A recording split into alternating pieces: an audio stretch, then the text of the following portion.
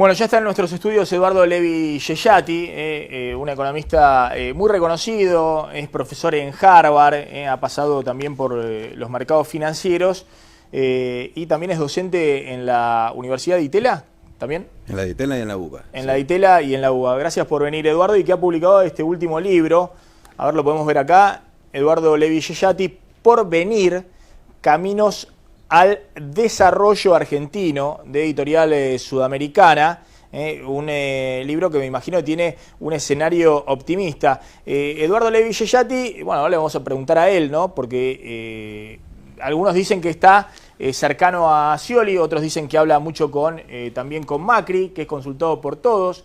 ¿Hay algunas consultas del equipo de Daniel Scioli o de Mauricio Macri? Mira, los políticos hablan con muchos economistas. Sí. Yo tengo muchos colegas que hablan con más de un político y ese es mi caso también. De hecho, no solo con ellos dos. Yo he hablado con Sanz, con Margarita, que estuvo el otro día en la de Itela. Digo, en general, ese tipo de consultas, cuando uno es economista en el medio de una campaña, es natural en la medida que el economista tenga intención y vocación de políticas públicas, le interesa la cosa pública, el saber, el conocimiento, la opinión es un bien público. Claro, es presidente del CIPEC, también Levi Yeyati, y eso le da, bueno, CIPEC, que es una organización que hace todo tipo de estudios sobre la institucionalidad, ¿no? y las mejoras institucionales en la Argentina, y que suele tener una reunión anual a la cual van absolutamente todos los candidatos políticos, ¿no? Y de hecho, durante el año nosotros trabajamos con provincias, con gobernadores, pero también con candidatos. O sea, hemos tenido foros en donde discutimos temas de educación o de tecnología con todos los candidatos presidenciales. O sea que eso es muy común, esa transferencia de ideas. Bueno, a ver, estamos discutiendo si este escenario, que parecía bastante favorable al oficialismo de acá a octubre, se ha complicado, ¿no? Se ha complicado porque no se generan expectativas de que va a haber algún cambio a partir de diciembre, ¿no? Y lo que estamos viendo del dólar paralelo, una venta muy fuerte que hay de dólar ahorro por parte del Banco Central, es decir, un proceso de dolarización que se ha adelantado. Algunos decían iba a ser en septiembre, después de la primaria, y se ha anticipado. ¿Se complicó el escenario electoral? Depende cómo lo definas. Aquí lo que está pasando, lo que nosotros vemos de manera muy incipiente, es una recuperación del nivel de actividad, que creo que lo ven otros colegas también, con datos muy incipientes, como digo, del mes de mayo, algunos de junio. Da la sensación de que estamos creciendo hoy, poco, pero que estamos creciendo y que el segundo semestre va a ser un crecimiento modesto.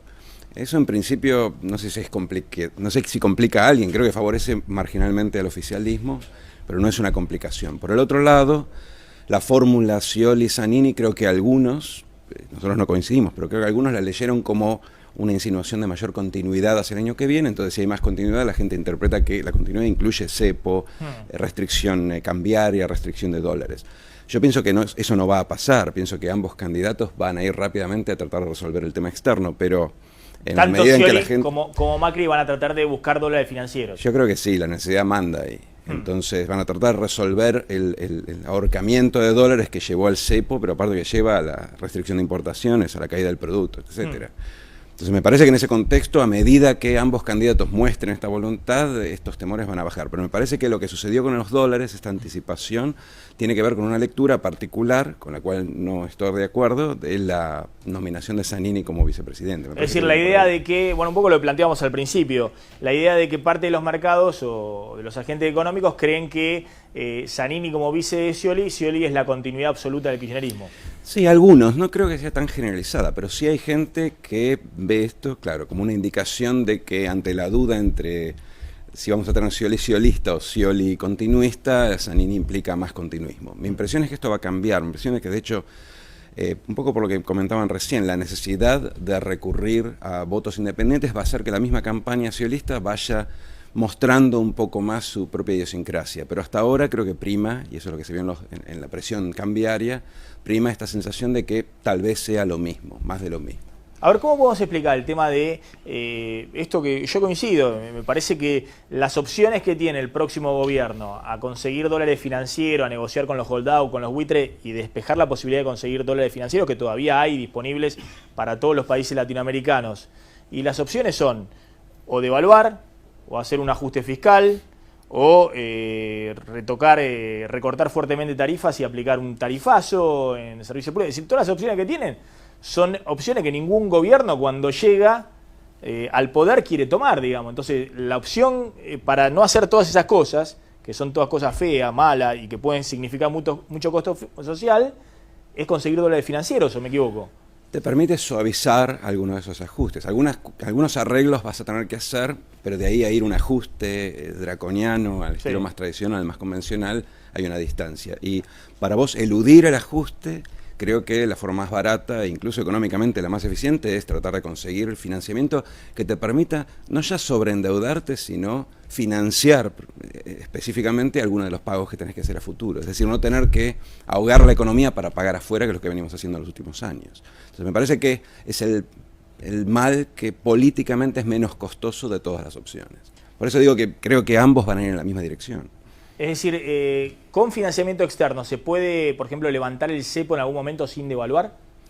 Sí, no necesariamente es lo ideal, el tipo de cambio está atrasado, pero se puede levantar el cepo corrigiendo el atraso cambiario, que debe ser alrededor del 30%, a lo largo de los 2 años, en vez de tener que corregirlo en enero, con un impacto muy negativo sobre la inflación, sobre la distribución, etc. O sea, se permite secuenciar las medidas y de esa forma suavizar el impacto que tiene sobre la economía. Y aparte, de vuelta, es mucho más fácil corregir el tipo de cambio, el atraso cambiario, cuando tenés más o menos ordenadas las expectativas inflacionarias que en enero, cuando nadie sabe cuánto va a ser la inflación. Entonces el secuenciamiento también es mejor desde el punto de vista de la implementación de las políticas, independientemente de que quieras o no hacer el ajuste. Claro, acá la discusión es, lo vamos a consultar a Celia Kleiman, que es encuestadora, la discusión está clarísimo, están nítidas las opciones, ¿no?